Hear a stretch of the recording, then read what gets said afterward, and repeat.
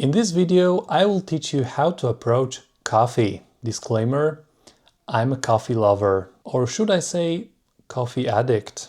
So I might not be objective on this one. Or perhaps it's the perfect reason to watch and trust me. So let's get straight to it. Let's start with the good stuff, fat burning. Coffee stimulates lipolysis, which means it tells your fat cells to break down their stored fat and release it as triglycerides for fuel. It also accelerates beta oxidation, the actual burning of those fats. This effect, however, disappears when insulin is high. That's why coffee works so much better usually on ketogenic diets. Cognition. Caffeine keeps you awake longer and sharpens focus. That's the ergogenic part. It's not making you perky in the way most people think. It's more of a stimulant in the sense that it extends alertness. That's probably why most people use coffee in the first place, and why it's so hard to ditch it. That's also why I didn't succeed myself. Even though I tried several times, my life just overall looks better with this drug, regardless how that sounds. I just decided to leave it there, limit coffee to the least effective dose, and focus on managing timing properly. Antioxidants. Coffee contains polyphenols and chlorogenic acid that have antioxidant properties. When you drink coffee versus a pure caffeine source like diet soda, you're getting those compounds beside purely caffeine. Nature doesn't deliver caffeine alone. It comes with other molecules that actually offset some of caffeine's stress effects. Although, to be fair, there are lots of way more effective ways to generate antioxidative effects through diet and lifestyle, and I wouldn't recommend leaning on coffee for that. Workouts and physical activity. The data shows quite clearly that using caffeine as a pre-workout can increase performance in most cases. That's one of the reasons why I let myself have another one in the afternoon when I'm planning the afternoon or evening workout. It doesn't mean that you can't have great workouts without it, or even completely fasted in the morning. Just try it yourself or without it and figure out what works best for you. Now, one of the biggest problems with coffee, it can wreck your sleep if you consume too much of it, or too late in the day, or both. Caffeine half-life is on average about 5 hours, but it varies individually. So you must check it out for yourself. Does it affect your ability to fall asleep and sleep well? Some people need to drink their coffee at least 10 or even 12 hours before bed. Some others can get away with 5 or 6 hours. I highly recommend you to limit your coffee consumption to the least you can, the earliest you can, in most scenarios obviously. Now, in my opinion, the most important part regarding coffee consumption, it's its effect on metabolism, mostly insulin management. That's where the main problem with coffee arises in most cases. Let's break the mechanisms behind it. Caffeine raises epinephrine, your stress hormone. Epinephrine tells your liver to break down glucose from glycogen and release that glucose into the bloodstream as energy. That's called gluconeogenesis. You get a glucose spike without eating a single gram of carbohydrates. In the morning, when you typically would consume your coffee, your cortisol is already climbing from the dawn effect. The dawn effect is about cortisol. It raises naturally early in the morning, preparing your body to wake up. So when you consume your coffee early, you're stacking one glucose-raising signal on top of the other. The result is your insulin has to work even harder. But the nuance is, caffeine also promotes fat burning directly. It stimulates lipolysis. Fat cells release their stored triglycerides. That's viable. However, the problem is insulin always wins. It has priority in the body. When insulin is elevated, lipolysis shuts off. So if your coffee spikes your glucose and insulin, that fat burning effect evaporates. Let's check out some good and bad scenarios for consuming coffee.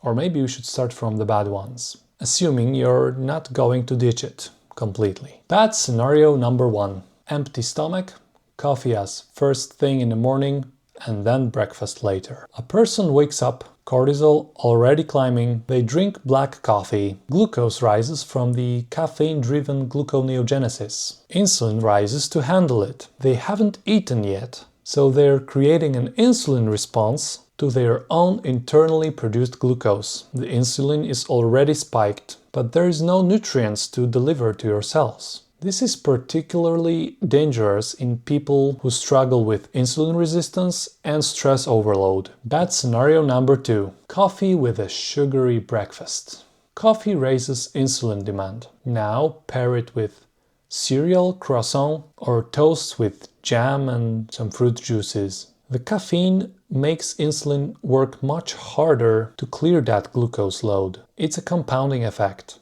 The person thinks they're waking up, but they're actually spiking their insulin way more than the breakfast alone would do. Bad scenario number 3. Multiple cups throughout the day. Several cups of coffee daily can spike epinephrine enough to meaningfully raise gluconeogenesis. If someone's drinking that much caffeine and they're already insulin resistant, they're keeping their liver glucose production elevated all day long. That's driving more insulin demand constantly. So what can be some better options to have your coffee if you need it? Scenario 1. Eat first, then coffee. A breakfast with protein and fat, eggs, meat, butter. Insulin rises modestly and naturally from the meal. Then drink your coffee after you finish your breakfast. The caffeine still raises blood glucose a little bit, but insulin is already engaged with real food. So the system is working way better. The additional glucose burden is absorbed into an already mobilized metabolic state. It puts you in a completely different, much better position metabolically. Scenario 2. Black coffee and then a proper fasting. If someone drinks black coffee and commits to staying fasted until lunch, the glucose from caffeine is modest and temporary. They're not compounding it with food. The lipolysis effect of caffeine actually works, because insulin stays low during the fasting period. They're mobilizing fat and then burning it. Scenario 3. Bulletproof coffee instead of breakfast. This is actually a very effective way to strategically use coffee for people who practice 1 or 2 large meals in a day towards the end of it. So lunch and supper during a 5 or 6 hour window in the afternoon. And this is a strategy I currently use myself. You drink your 1 of 2 bulletproof coffees. Honestly, the least you can, the better. You pour some heavy cream in them, or some butter or MCT oil. And thanks to the significant fat content, the glucose response is blunted, as well as the insulin response. You get the good stuff from caffeine as a source of pleasure, as a ritual, as well as some gentle waking. But you manage your stress response and metabolic risk due to the fat content. Works great for me and for many people who just don't seem to like breakfasts, but at the same time failed to ditch coffee or just didn't want to. Scenario 4. Later in the day, after eating. Afternoon coffee after lunch works because insulin isn't at its circadian nadir. Cortisol is lower and overall the metabolic context is significantly less insulin resistant than it was, let's say, at 6 a.m. The glucose raising effect of caffeine has less metabolic impact. This is what I implement from time to time when I do some OMAD days. So 1 meal a day, 1 modest bulletproof coffee in the morning, lunch let's say at 1 p.m. and a second bulletproof coffee at let's say 3 or 4 p.m. Be careful though, this might not be the best solution for everybody as it depends heavily on your own personal tolerance to caffeine and how quickly does your body manage to metabolize it. For me, it's not a problem as I tend to stay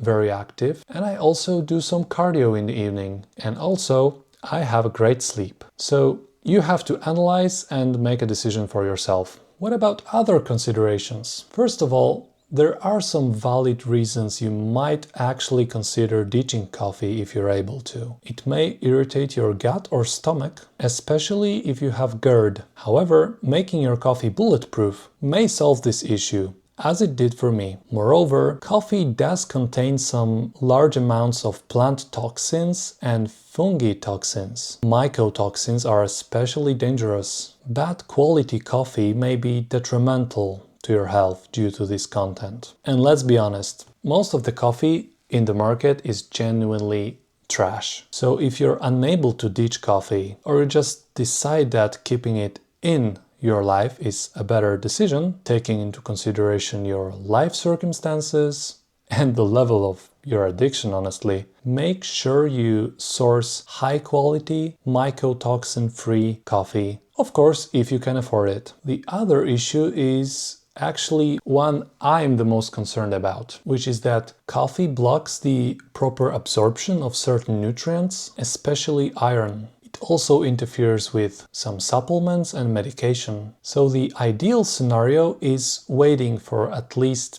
1 or ideally 2 hours after your meal to then consume your coffee. However, to be fair, in most scenarios, this effect is not as dramatic as it sounds, especially if your nutrients come from highly digestible animal sources. I still recommend to not combine your coffee with your nutrient-dense meals to just not miss out on your nutrients. To be fair though, the coffee's property of blocking the proper absorption of nutrients is mostly due to its tannins content. Do you know what else is rich in tannins? Tea, red wine, chocolate, berries, nuts, seeds, legumes, whole grains and certain fruits like apples and grapes. So if you're being honest and you want to make sure you absorb your nutrients well, you must not only be careful about coffee, but all these products as well. And by the way, for each of them, I could provide a longer list of reasons not to consume them in most scenarios, or at least limit its consumption. But that's probably for another video. So all in all, what should you do with it? Timing and the metabolic context matters more than the coffee itself. So just pick one of the strategies that I have provided for optimal timing regarding your coffee drinking, and you should be good. And which one is the best? The one that suits your needs and the one that makes your life a little bit more livable. Because for many people, the moment of pleasure and the ritual in the morning of drinking coffee is really worth it. Try out at least making your coffee bulletproof by adding some delicious fat to it. And consider resigning from coffee consumption altogether if that's what you want to do. If you fail 1, 2 or several times, don't force yourself. After all, there are some way bigger problems in your diet and lifestyle worth addressing first, before even considering getting rid of coffee. I know many long-term carnivores or keto eaters who managed to get amazing health but left the coffee in their diet. I also appreciate the fact that some people just need to ditch coffee altogether due to some severe skin or autoimmune conditions. The good news is that if you manage to solve your issues and let your body heal for a long time, coffee is probably one of the products you can try to safely reintroduce when ready. If you appreciate what I'm doing, please consider clicking all the YouTube clickable things below the video and make sure you don't miss out on my other videos as well. For now, thank you so much for watching. My name is Szymon, I wish you a great day and see you in the next one. Stay healthy!